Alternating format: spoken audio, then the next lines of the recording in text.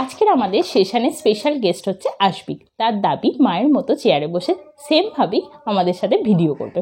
তো যাই হোক, তার দাবি তো আর ফেলা যায় না। তো আজকে আমরা দুজনেই শুরু করলাম আজকে সেশন। ওয়েস্ট বেঙ্গলে পোস্ট বেসিক বিএসসি নার্সিং এবং এমএসসি নার্সিং এন্ট্রান্সের ফর্ম ফিল আপ শুরু হয়ে গেছে এবং কমেন্ট সেকশনে এবং হোয়াটসঅ্যাপে যেটা দেখলাম সেটা হচ্ছে বেশিরভাগেরই কোয়েশ্চেন হচ্ছে দুটো। তার মধ্যে প্রথম কোয়েশ্চেনটা হচ্ছে, আমি যদি ফর্ম ফিল আপ করলাম এবং পড়তে শুরু করলাম, সেটা পোস্ট বেসিক বিএসসি নার্সিং হোক বা এমএসসি নার্সিং হোক, এই পড়া চলাকালীন যদি ওয়েস্ট বেঙ্গলে স্টাফ নার্স গ্রেড 2 পোস্টে ফর্ম ফিল আপ শুরু হয় বা রিক্রুটমেন্টের নোটিশ বের হয়, তাহলে আমি স্টাফ নার্স গ্রেড 2 পোস্টে অ্যাপ্লাই করতে পারবো কিনা। আর দ্বিতীয় কোয়েশ্চেন হলো, যদি আমি অ্যাপ্লাই করতে পারি এবং ভাগ্যক্রমে আমি স্টাফ নার্স গ্রেড 2 পোস্টে চাকরিটা পেয়েও যাই, তাহলে তখন কি হবে? তখন কি আমি পড়াটা শেষ করে স্টাফ নার্স গ্রেড 2 পোস্টে জয়েন করতে পারবো না? তৎক্ষণাৎ আমার পড়াটা যেরকম আছে সেরকম অবস্থাতেই জলাঞ্জলি দিয়ে আমাকে আবার স্টাফ নার্স গ্রেড 2 পোস্টে জয়েন করতে হবে? এই দুটো কোয়েশ্চেন যেহেতু বেশিরভাগ জনই করেছে, তাই আমার মনে হলো যে এই দুটো কোয়েশ্চেনের একটা ভালো উত্তর দেওয়া উচিত, মানে বোথ পজিটিভ এবং নেগেটিভ কি হতে পারে সেটা। আমি ইসান্তা, একজন registered nurse working as a senior faculty in government college of nursing, and welcome to our channel Montastic. Let's make nursing simple. তো চলো আর দেরি না করে শুরু করা যাক।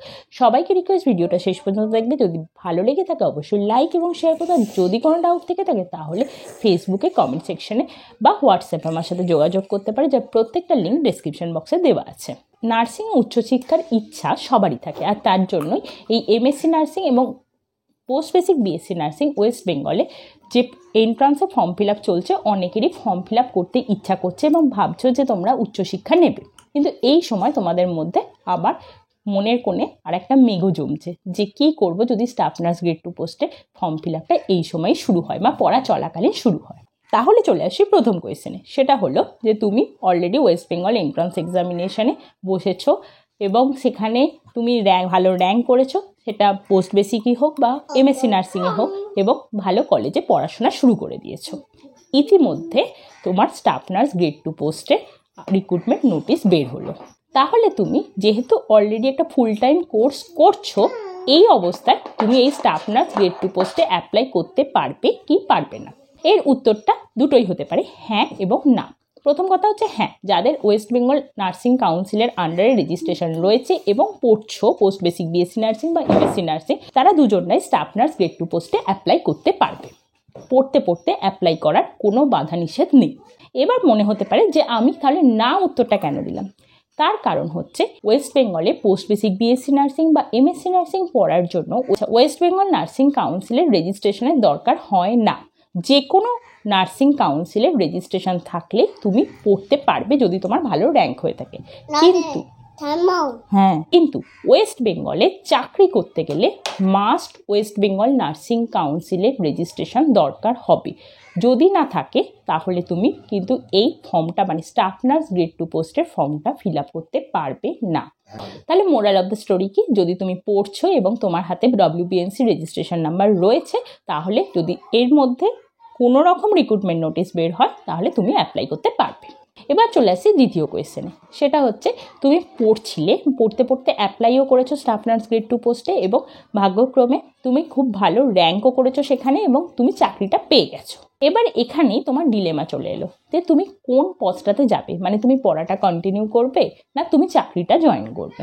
কারণ তুমি এটা জানো না যে তুমি পড়াটা কমপ্লিট করার পারমিশন পাবে কিনা এবং তারপরে তুমি জয়েন করতে পারবে কিনা চাকরিটা।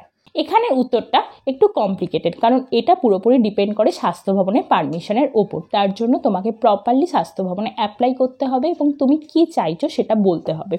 যদি সেক্ষেত্রে স্বাস্থ্য ভবন মনে করেন যে এই সিচুয়েশনে তোমাকে পারমিশন দেওয়া সম্ভব, যে তুমি তোমার পড়াশোনার যেটুকু বাকি আছে সেটা 1 বছর হতে পারে বা 2 বছর হতে পারে, যে অংশটা বাকি আছে সেটা করার পর তুমি জয়েন করতে পারো, এরকম যদি তোমার নামে কোনো অর্ডার বের হয়, তবেই তুমি চাকরিটা after completion of the course join করতে পারবে। আর যদি না এরকম কোনো রকম অর্ডার না বের হয়, তাহলে তোমাকে কিন্তু পড়াশোনাটা ওখানেই বাদ দিয়ে চাকরিতে জয়েন করতে হবে, না হলে কিন্তু চাকরিতে তোমার ওই পোস্টটা থাকবে না। এটা পুরোপুরি ডিপেন্ড করছে স্বাস্থ্য ভবনের হায়ার অথরিটির ওপর।